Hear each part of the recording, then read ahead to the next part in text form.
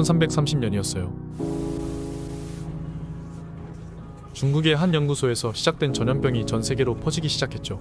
처음에는 바이러스가 연구소에서 유출됐다는 소문이 돌았지만 곧 모든 게 통제 속으로 들어갔어요.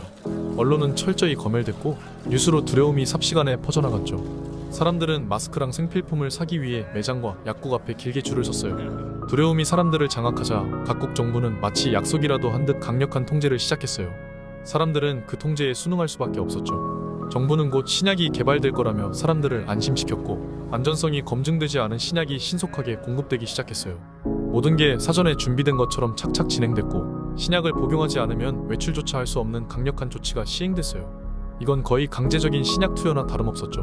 많은 전문가들이 신약의 안전성에 대해 경고했지만 사람들은 무슨 일이 일어나는지 제대로 인식할 겨를도 없이 신약을 받아들였어요. 전 세계 인구의 90% 이상이 신약을 복용했는데도 전염병은 멈추지 않았어요. 이때 많은 사람들이 신약에 대해 의심하기 시작했고 투약을 멈춘 사람들도 생겨났죠.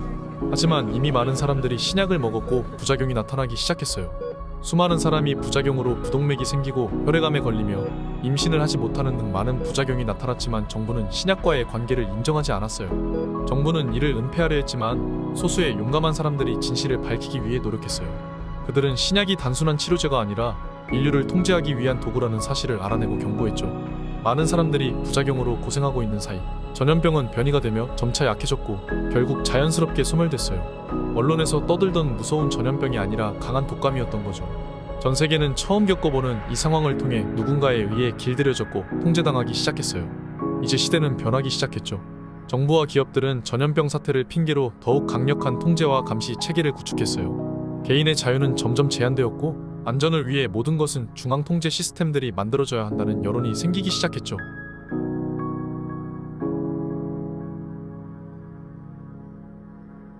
전염병이 소멸된 후 잠시 안정기가 찾아오는 듯했지만 전 세계는 점점 소용돌이 속으로 빨려 들어갔어요.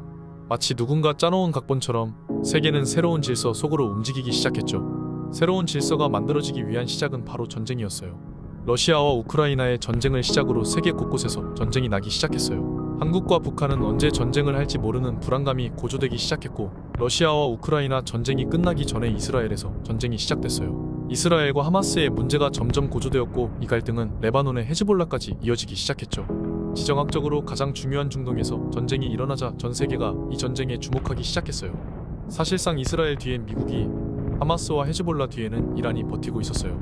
전쟁은 끝날 기미가 보이지 않았고 마치 새로운 질서는 톱니바퀴가 맞춰지듯 하나씩 진행되기 시작했어요. 하마스 뒤에 숨어있던 이란이 점점 속내를 드러내더니 이스라엘과 전면전의 구도가 그려지기 시작했어요. 미국의 만류에도 이스라엘이 물러날 생각이 없자 이란이 그의 동맹국들과 전쟁을 시작했어요. 수많은 탐색전이 오고 가는 동안 이란의 대통령이 사고사로 죽게 되는 충격적인 일이 벌어졌죠. 이스라엘은 전면 부인했지만 이란과의 관계는 걷잡을 수 없이 벌어졌고 결국 몇 년 뒤 이란은 이슬람 연합국들과 함께 이스라엘을 다시는 나라가 되지 못하도록 이스라엘 제거 작전에 나섰어요. 결과는 충격적이었어요. 수많은 연합국을 상대로 이스라엘은 충격적인 승리를 거두었고 이스라엘에게 유리한 중동평화협정이 체결됐죠. 이 전쟁을 통해서 이스라엘은 하마스와 가자지구의 땅을 다시 찾아오게 되었어요. 성경에서 말하고 있는 이스라엘의 땅을 다시 회복하게 된 거예요. 이스라엘은 이 전쟁으로 세계의 중심지가 되었고 평화의 땅이 되었죠. 중동 전쟁의 여파는 중동에만 국한되지 않았어요. 이스라엘과 이란의 동맹국이 전쟁을 하는 동안 유가는 폭등하기 시작했고 팬데믹과 수많은 전쟁으로 이미 경제 위기에 놓여있던 세계는 그야말로 경제 대공황을 맞게 되었죠. 이전에 한 번도 본 적 없는 경제 대공황이 전 세계를 뒤흔들기 시작했어요. 문제는 여기서 멈추지 않았죠. 경제위기와 AI 4차 산업혁명이 맞물려 많은 사람들이 직장을 잃기 시작했어요.